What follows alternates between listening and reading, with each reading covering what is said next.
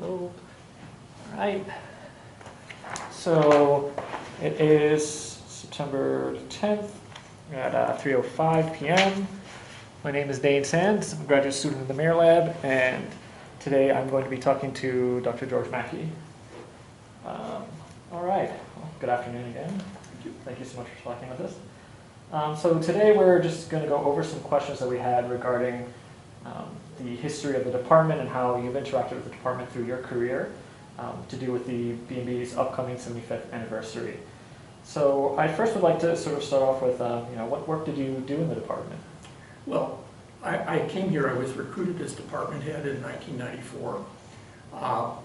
The dean at the time wanted to undertake an external search for the head. There had never been an external head prior to that point. In addition, the department itself was a bit split, and part of the department at least also wanted a new head, even though the past head, Dr. Phil Bragg, had done a really very competent job. Had recruited 3 outstanding young people and had managed the department's finance as well. Nonetheless, I was recruited from the University of Western Ontario and joined in '94. I was head for 10 years. I continued to work in the lab and do my own experiments while I was head and burned the candle at both ends. Also served as MRC Regional Director. I think it's called CIHR representative these days. Served on MRC panels. Was subsequently chair of the Biochemistry and Molecular Biology B panel. Sorry, A panel. My grants went to B.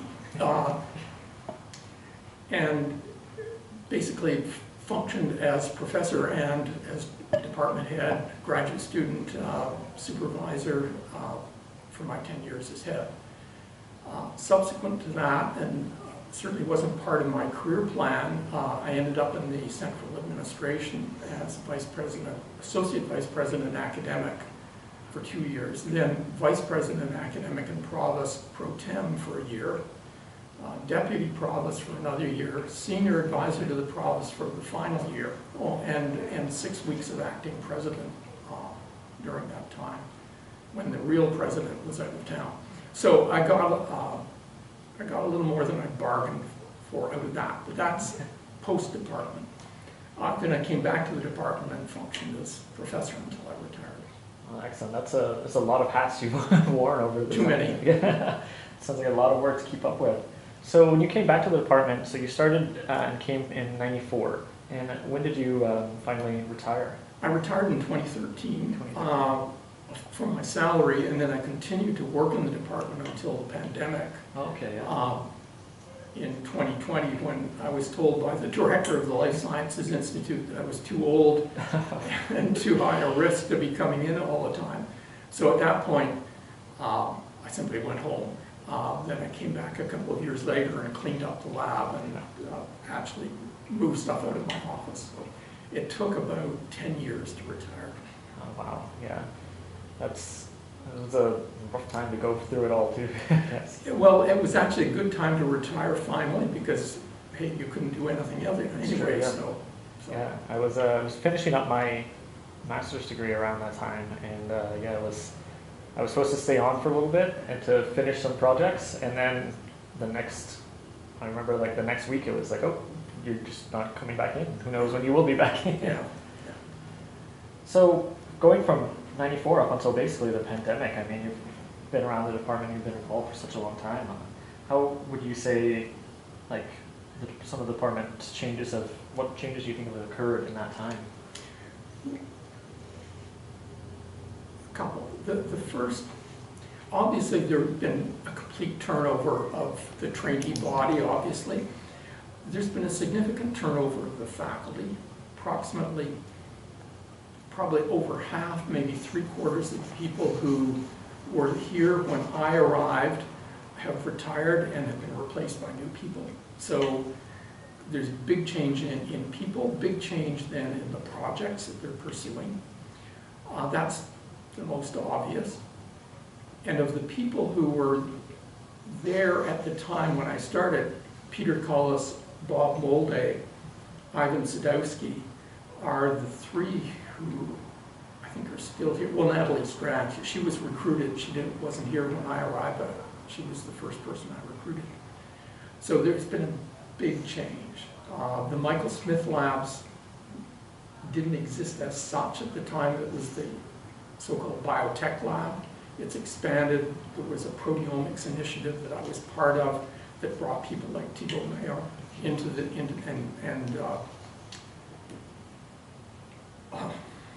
blanking on his name already, that's terrible. Former department head. Leonard mass Foster. spec. Leonard Foster. Leonard, Yes. of course, how could I forget? So, a big change that way. The second is that the funding climate has changed. Now it goes through ups and downs, of course, but the 90s were a time of pretty significant austerity, both at the university level, the provincial level, and the federal level. So in the middle of the 90s, the federal government invoked what they called program review. And one of the outcomes was that every MRC grant was shrunk by at least 5% at the time. So that wasn't exactly welcome news. So that was the first term of my 5-year term. The second part was a complete sea change in that MRC morphed into CIHR, which at the beginning had quite a bit more money to spend. The government introduced the Canada Research Chairs program, and probably most importantly for the department, the Canada Foundation for Innovation. So that funding source was invaluable. It brought a lot of equipment money into the department, and it also provided financial support for buildings. So one of the ultimate outcomes was the Life Sciences Center. These labs were prior to the CFI, and it was a bit of a rough stretch to get this built, to be honest, but it happened. And then the CFI came along, which led to a lot of infrastructure. The Canada Research Chairs allowed recruitment. The early 2000s then were basically boom years up till about 2006, and then there was a scrunching again of grant funding. But, I mean, from a personal point of view, I sailed through all that unscathed. My grants were always renewed. I always had funding. My attitude was I'll apply every 5 years. They'll give me the money. I'll work for the next 5 and then reapply. And it worked, fortunately. I'm not so sure you could do it these days as easily. So at the same time, starting about the time around 2000, we were able to recruit. We'd already recruited Natalie, and then we recruited 3 new people, Leanne Howe, Frank Duong, and now I'm going to blank on another name.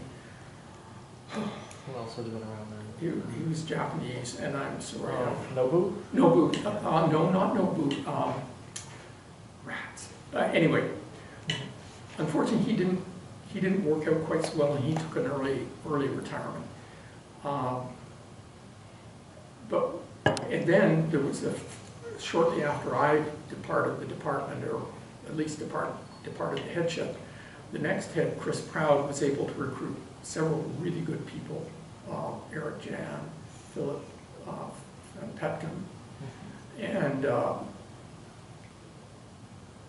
things have continued ever since.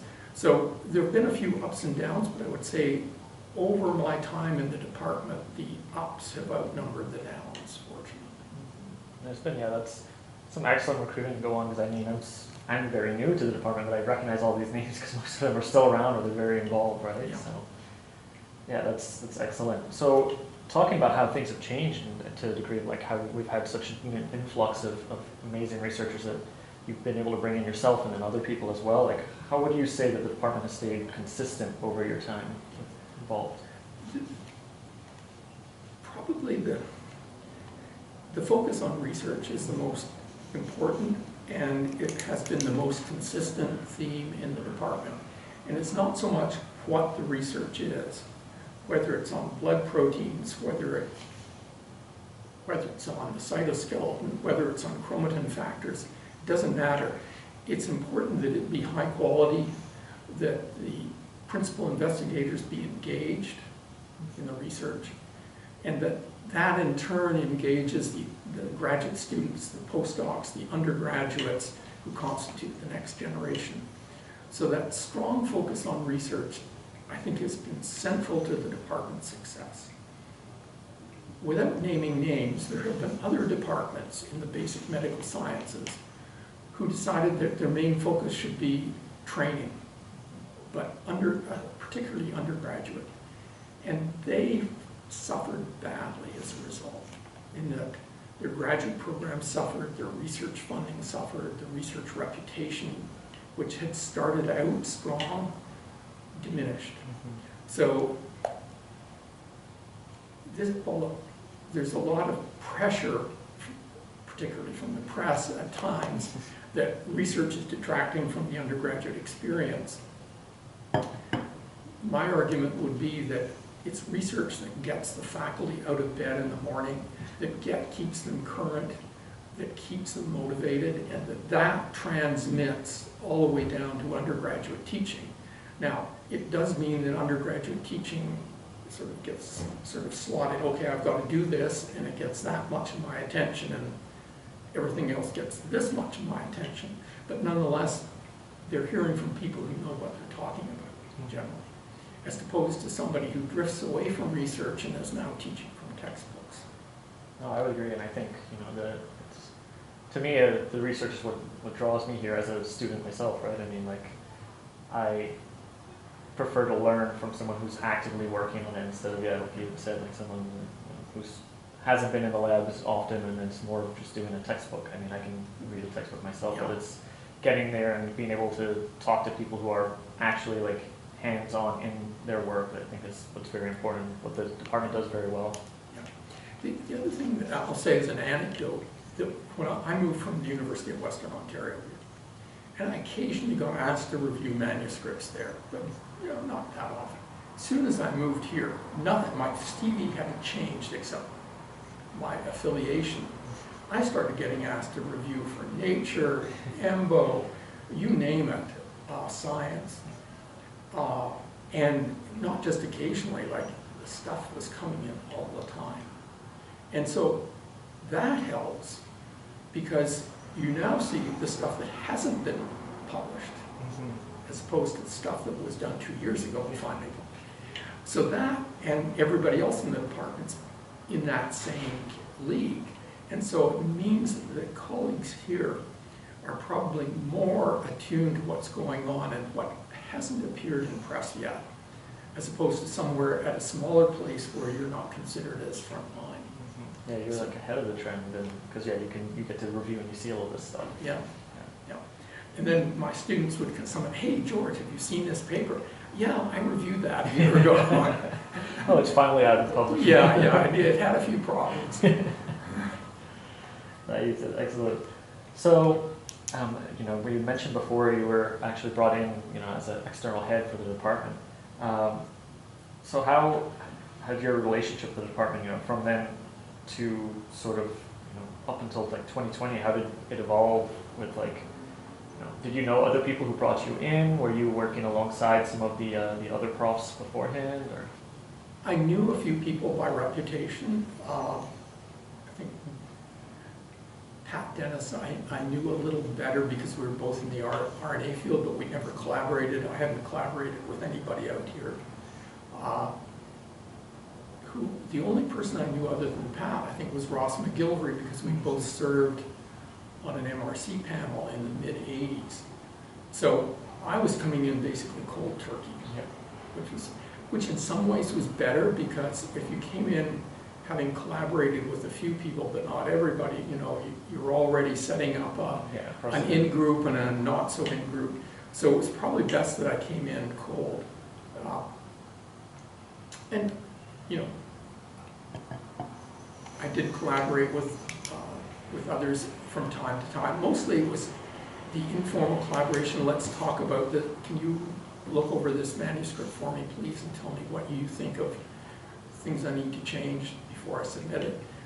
That kind of collegial interaction that doesn't result in a research collaboration, but it's important to get other opinions.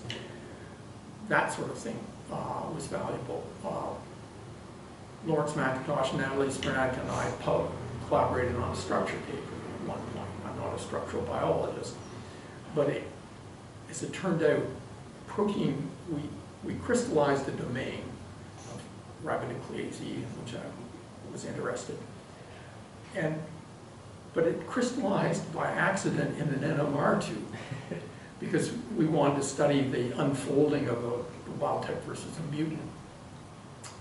And the thing crystallized, and it turned out, so then somebody from Natalie's lab said, I'll look at it. So there was a race between the NMR and the crystallographer, and they both came up with a structure, and it was like 2.1 angstrom, so it was far better structure than actually the bigger protein from which it was extracted, which wasn't known yet at that point. And our structure actually helped guide the solution to the full protein, which was nice. So that was an example of a fun collaboration that worked out well. But a lot of it was just talk in the halls. Yeah, and I think that's important. That kind of leads to another question that I have is, I think culture is very important. Like different departments, different schools do have different cultures. So how would you say the department culture was like when you joined, and you think you saw that stay the same or change even with like the newer associates coming in? The culture was,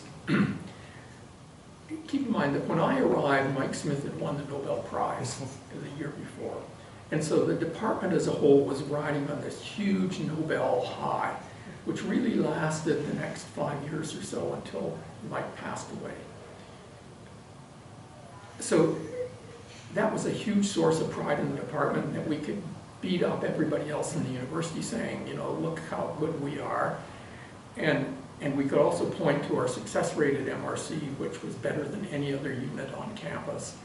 The funding was better than any other unit on campus, non-clinical unit on campus, and so on. So there was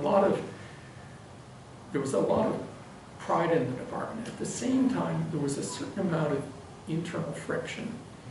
First of all, you had 150 type A personalities all thrown together, so that's bound to create problems. Secondly, there was an intense space shortage over in the Koch building, now demolished. And every broom closet was fought over, it was almost a Balkan-like experience of clans fighting for their little piece of the real estate. So there was, at one time, you could see simultaneously there was little irritants around space and the usual teaching duties and that sort of thing. At the same time, the sense that as a whole, that the department wasn't being treated quite as nicely as it felt it deserved to be. That it deserved more recognition, it deserved better space, that we were teaching more students than our budget would suggest. In other words, we were underfunded for our teaching. We were generating about a third, I suspect, or more of the FTEs, undergraduate FTEs brought into the basic medical sciences, yet we were getting like 1/5 of the teaching budget. So there was a sense of inequity in the department. A lot of that is dissipated, partly due to the turnover of people, the arrival of new space here in life sciences, and the fact that once Mike passed away and Mike's memory faded, some of that, you could only play on Mike's afterglow for so long that we had to then stand up and do a few things for ourselves. Peter, his Cullis, has very kindly stepped into the breach recently and generated that kind of buzz for the department. So as long as somebody does that, in the meantime, I have to say that Natalie Spranak did a fabulous, became our star almost overnight. And within 2 years of arrival, she was publishing in Cell and other places, original structures. Her troops, the trainees, love her, which is wonderful. So Natalie, in a way, became the new Mike Smith, although without the prize. And she also collaborated very well with people, not just here, like Brett Findlay, but others in the department, outside the department, Toronto. Everybody wanted to recruit her. So she actually, in a way, galvanized a lot of positive activity, and in some ways you could say that she helped overcome some of that period of despair. Yeah, like the aftermath of Mike Of Smith, of the space law, of the space crises, and the little tiffs over space, and she had to deal with some of that too, I might say, but that's in the past. I would also say that a couple of my colleagues, Grant Mock and Ross McGilvery in particular, really rallied using the Canada Foundation for Innovation to get her new X-ray facilities. And so I was really impressed. Here are two 50-something males saying, look, we've got to do something to make sure Natalie's successful. We're going to get her an X-ray facility. So that's the kind of collegiality that you love to see in a department where, and it was, again, it was about research. Let's make sure that she, and by inference, the rest of us have access to state-of-the-art facilities. So that's a moment. They deserve the credit, not me. But I point that out as an example of some positive thinking that has furthered research into her. No, that's excellent. And like, I tell you, Natalie's students are still doing excellently. I know quite a few of them. I work with a few of them, not in my projects, but in other departmental related things, and yeah, they're all great. So she's still carrying on with it today, that's for sure. So thinking back of, like times like that is such a good point for the department where people were trying to forward the research and like being like, oh, really went to bat for Natalie to make sure that she had the facilities that she needed. What would be some of your fondest memories of the department? Well, in some ways, much as we were glad to get out of the COP building, the old COP building had a certain amount of character. As one of my colleagues said, from the outside it looked like some decaying third world research institute, or you might see in a former Soviet republic. But, it's not it's what goes on inside, and obviously Mike was able to do his work there, and there were other excellent people. Part of the reason for if I can backstep a bit, is the department didn't start being good in 1990 or 1993. It started way back because people like Mike and Gordon Tenner and others recruited good people. The Bob Moldays, the Grant Mocks, and the Peter Cullises. And those people then carried the ball. So there was this culture of recruiting well that carried into the department, and that continued. So for me, and that was all done in the context of the COP building. And Gordon Dixon, Gordon Tenner, Mike, Phil Bragg, there were others, really helped make the department so that we can be proud of it today. Now, my proudest moments, I would say I was probably getting tenure for all the junior faculty was the most important thing I did.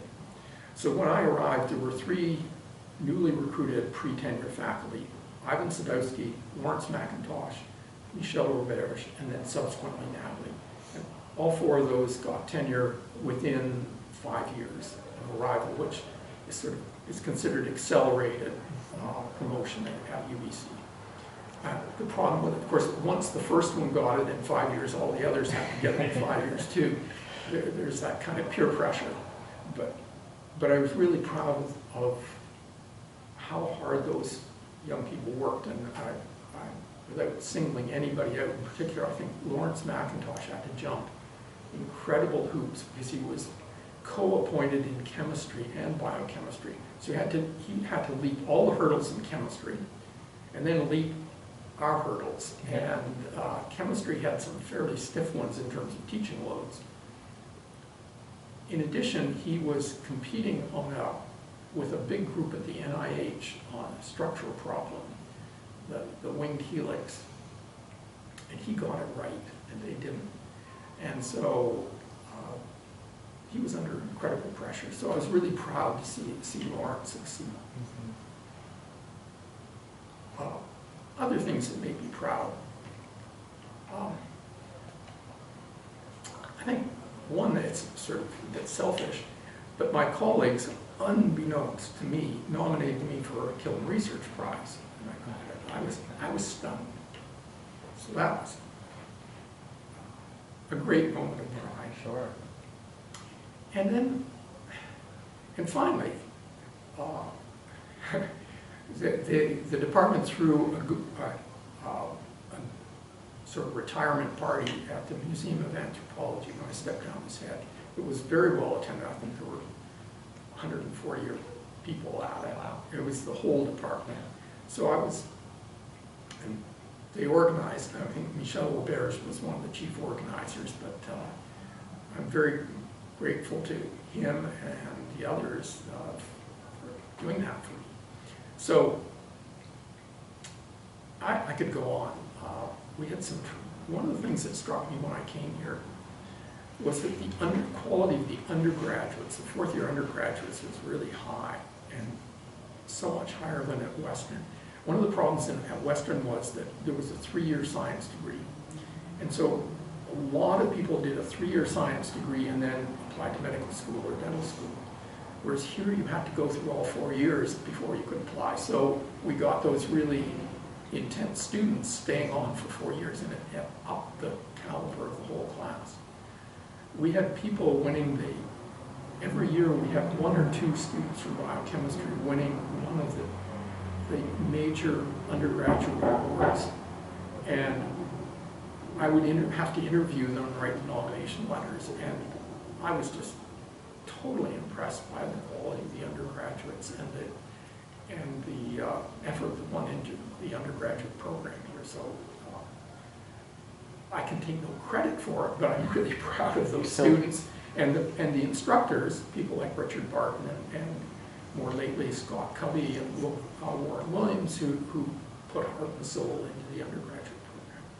Yeah, that's not one of my questions here, but you talked about it. Yeah, I agree with the focus on research here, but I didn't do my undergrad at UBC, but I've heard so many people who really appreciate Scott Covey's in the realm of the world. So how did we go about like recruiting all of those of your time here? Like, and you want to mainly focus on the teaching aspects in the department? Well,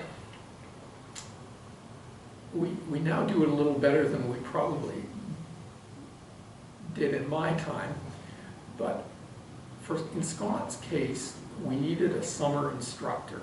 And Scott wanted to be in BC, and he was from McMaster, and so I called up, I think, Jerry Wright, who was head of biochemistry at Mac, and had served on it, knew him from a CIHR panel, and said, is Scott okay? Yeah, well, fine. We just sort of hired him like that. It was sort of my guesswork. And then we had an opening for a senior instructor because both Richard Barton, who had been the instructor for a long period of time, wanted to retire. Scott stepped in, and it's worked out famously.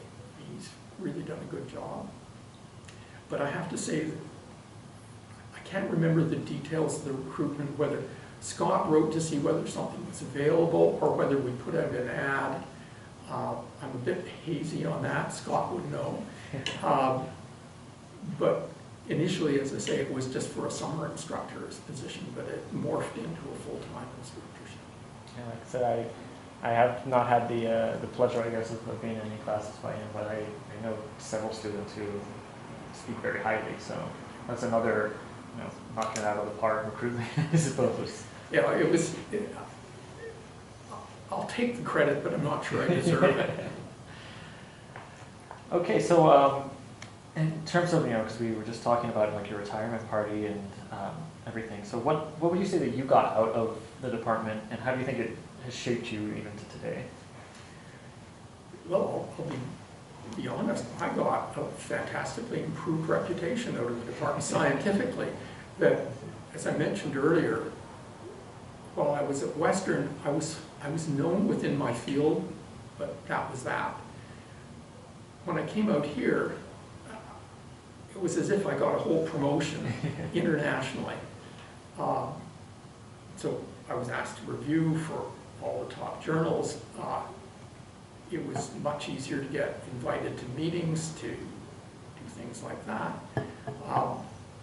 It helped that probably my single most important paper was published during my first term as head, and this was a paper in Nature that still gets quoted. So I think what the move did and was that it forced me to work harder. And as a result, my reputation benefited.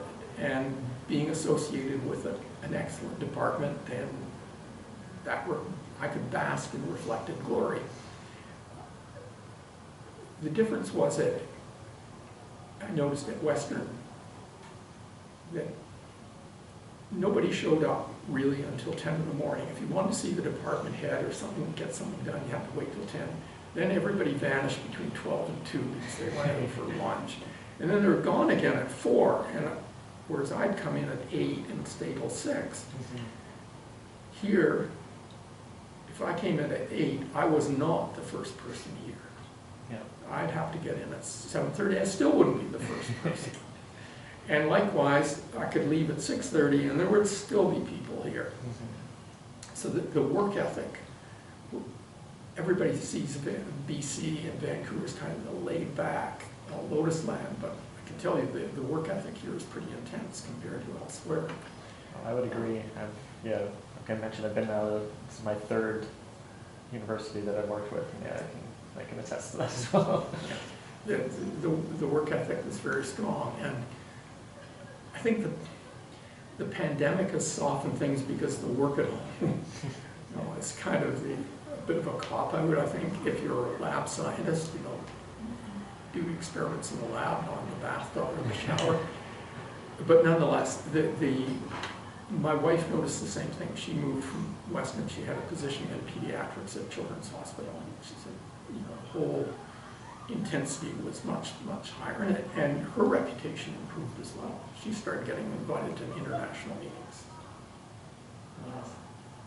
It helps being in a good university. Yeah, for sure. That's excellent.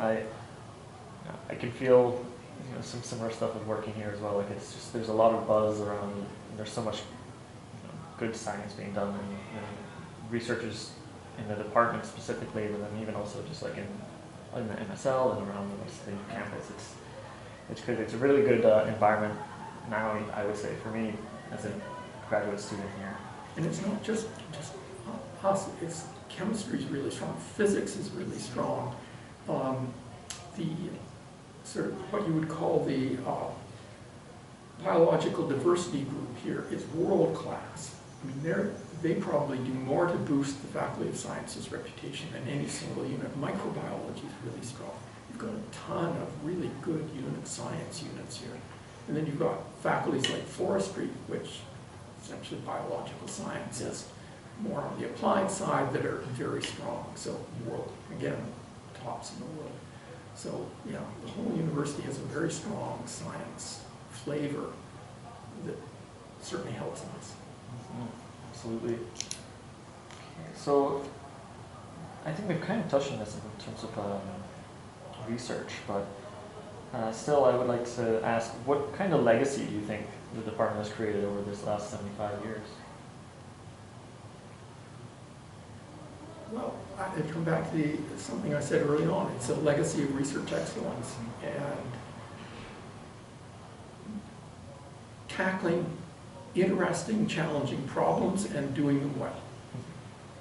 And that's what leads to research excellence.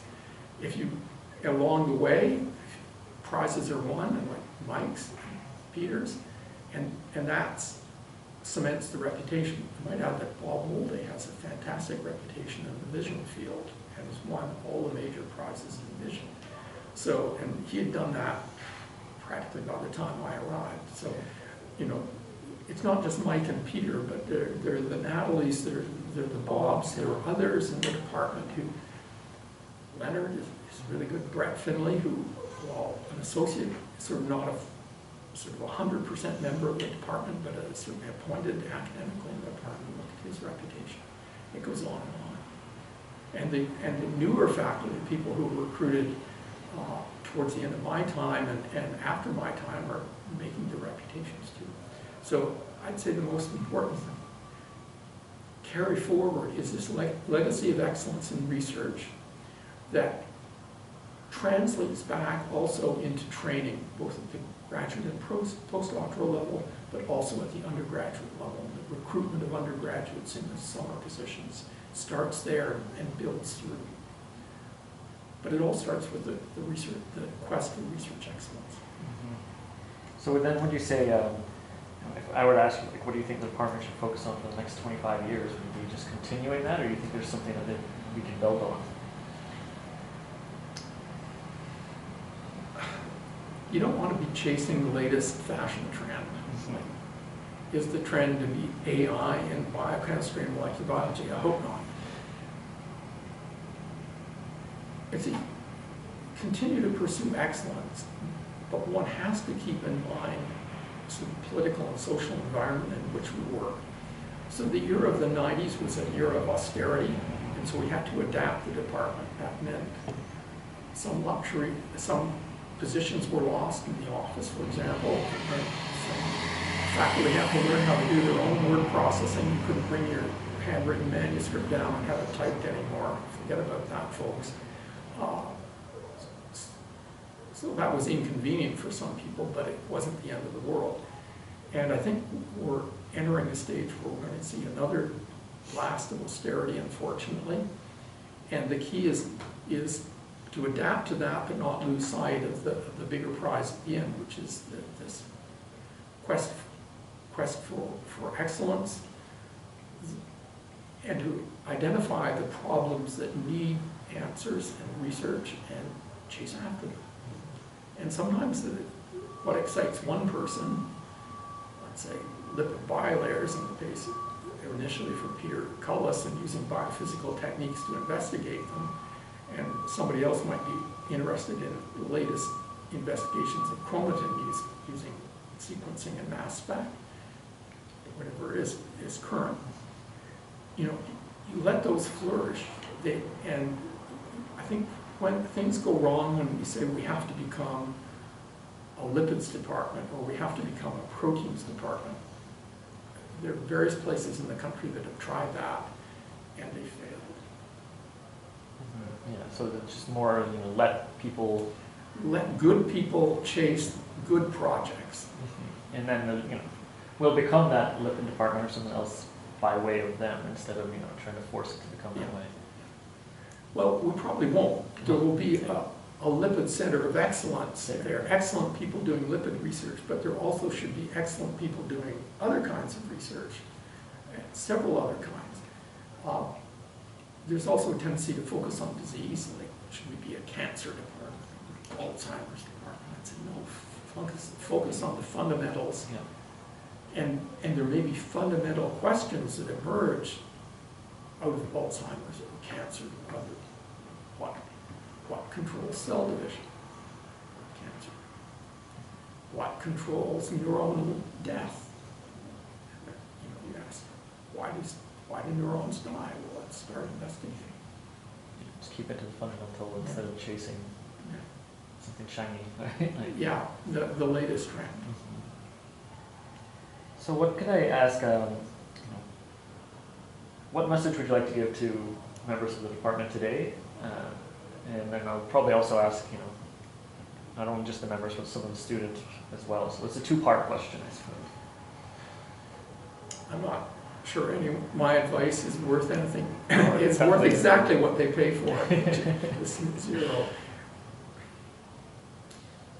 I'd say to the faculty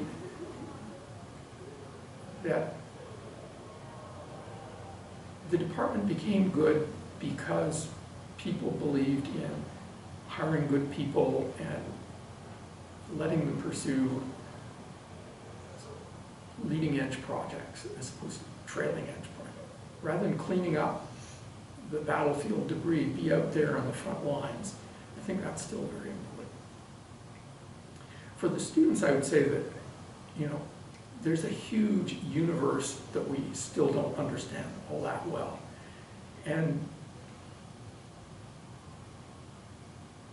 there are what, 24, 25,000 genes in the human genome. We still don't understand a fraction of what they do and why they do it and how they do it. So there's employment opportunity, and that's just the human genome. You know, what about the Douglas fir genome? What about the yeast? We probably know a fair goodly amount about. Saccharomyces, but then you get into other types of there are yeast. all sorts of other yeasts. There are pathogenic yeasts. There's a host of organisms. Look at how surprised we were by the coronaviruses. Coronaviruses aren't new. My wife worked on coronavirus as a postdoc. But there will be new, interesting, emerging viruses, parasites, and other things that are well worth study. So my advice to students is the good projects haven't all been taken. The good projects haven't actually yet been identified. There's a lot out there, that's for sure, yeah. And every time, you know, I'm in like the 5:30 class now, right? So where all the students present their project every year, and yeah, it's almost every year I might still like, oh, whoa, what's this? I can't believe no one has worked on this before. It's kind of wild. Yeah. All right. Well, I think that's the majority of what I had to ask. You know, just I don't want to keep you too long, but I would love to also, you know, hear more of anything else, like even on like a historical level, like when you moved from Western to here, did you know a lot about the department at UBC? I mean, aside from Michael Smith, who had just won. Visited a couple of times. I've met people like, I mean, ironically, I was an undergraduate at U of T, and one of the people who came to lecture at U of T when I was in fourth year was Gordon Tenner, who gave two lectures one about transfer RNA, one about the genetic code and how it had been, which was, you know, hot off the press. And it got me interested in tRNA. And so I looked for a graduate program and went to Cornell University because I was interested in working with Bob Hawley, who had done the first structure of tRNA. As it turned out, two things intervened. Hawley won the Nobel Prize, first of all, and then he left for San Diego. So I ended up working with the new guy who just arrived, a chap named David Wilson, and not on tRNA, but on RNA-related and got me into RNA, basically. So it's an interesting anecdote. There's Gordon Tenner, whom all I remember is him giving the two lectures, but he had a huge career influence on me. Now, he retired just before I arrived. It turned out that my wife, whom I didn't know was a UBC undergraduate, had worked in his lab as an undergraduate. We didn't meet 2 years later.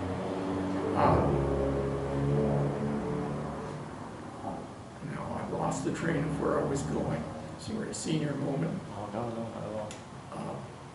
So what did I know about UBC? So I knew about Gordon. I'd met Mike at a conference. He was very engaging. He remembered my wife being an undergraduate. I was impressed with that. And then I knew Pat Dennis from ribosome conferences, but that was it. And I knew Ross from MRC Pan. But what got me interested in the department was just before Mike won the prize, probably about '92, the department decided they would form a public relations committee and to solicit money.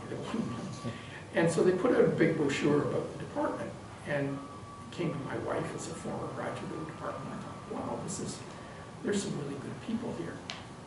In particular, there was a chap named Rudy Abersold, who was in the BRC, the Biomedical Research Labs. Now he left just about the time I arrived. I didn't chase him away. He went back to Switzerland and has become a big name in Zurich. Yeah, I know of him. Yeah.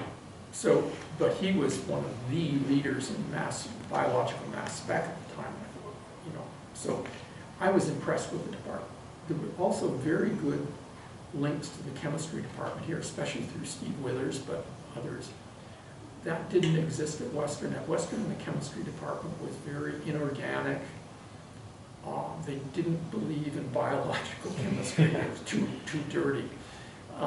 So, yeah, I could see that chemical biology. I was interested in nucleic acid synthesis at the time, not more as a tool, not to get into the chemistry of nucleic acid synthesis. But I could see my research taking advantage of having chemical collaborations. And so that was a motivator to come out here, just the strength of the chemistry department, the strength of the biochemistry department. And then it turned out they were looking for a department head. So I was getting a bit restless at Western for a variety of reasons. And as it turns out, my wife's family was here, and her father had some significant health issues, and her mother was not coping as well as she could. So she was, shall we say, happy to return to Vancouver. So all those factors combined to make me interested in the job. Mm-hmm. So that got me out here. And then I was good enough that you stayed. And then I stayed. I had no interest in moving after that. Moving a lab is a pain in the butt, and I was able to bring 4 graduate students with me. I think one of them never really got back on track after the move. One did exceptionally well. The other 2, one did okay, and subsequent did very well in sales. And the third didn't do so well as a graduate. He fell in love. Oh. But he's done well in the biotech industry down in the Bay Area. So. I mean, it's different ways to success. Yeah, right? yeah, different paths to success. Yeah. So,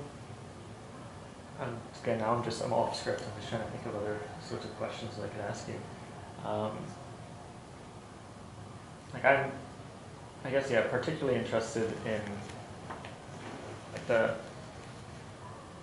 historical side, because I know, like I said, it's very interesting to hear like the stories of like how Natalie got to be here, and like now Natalie's an extremely well known and well established lab, and so yeah, I was just wondering of like who else was around, like who was recruited around you, and like how how's it been watching them like Natalie like sort of flourish and develop to the point where they are now? Well, I'll tell you a little bit more about the Natalie recruitment. So we held a departmental retreat just for the faculty at one. It's probably in the spring of '95, and I looked at the demographics of the department. I said, if we project forward a few years, everybody's going to be a full professor, and we're going to have a huge gap at the junior level. What are we going to do about it? And so we decided, well, we'll go to the dean and say we absolutely need to hire a new faculty member. Well, the dean wasn't very enthusiastic because he had a $7 million budget hole, and the university was facing challenging budgetary times. The government, the provincial government at the time, was not at all interested in the universities and medical school. So we went out and said, fine, we'll hire her anyway on soft money using an MRC scholarship. So, fine, we put out an ad, we got 250 applicants. Oh, yeah. We winnowed it down to 5 or 6 people whom we invited. They were all pretty good. When the departmental meeting came to discuss, there were 3 leading candidates, and out of those, Natalie got the majority of the vote. So we offered the position to Natalie. Fine. Meanwhile, she'd applied for an Alberta Heritage Scholarship, and I was on the panel, so I had seen her CV, and I knew she was just arms, she was so far ahead of the other applicants, it was unbelievable. And just in the maturity of her application. So the University of Calgary offered her a position. So she'd been out there, and Calgary put pressure on her. And she was going to lose the Heritage Fund scholarship unless she signed on the dotted line. So she signed. And then she called me and said, late in the day, and said, no, I'm very sorry, I've accepted a position at Calgary. So I was walking home and ran into Steve Withers, and I said, you won't believe what happened. And he said, oh, I'm going to get on the phone. And then Brett Finley heard, I'm going to get on the phone anyway. They convinced Natalie, and there the credit goes to them, that, you know, Natalie, you made it. I think she even realized maybe this was a mistake. So then we had to extricate her from Calgary, and that meant I had to phone the department head at Calgary and say, I need you to sign a letter saying that you release Natalie from her contract so that she can accept an MRC scholarship at UBC. That was not an easy form. But Natalie had essentially told the head of biology there she wanted to come to UBC, and she didn't really want to come to Calgary. So he was,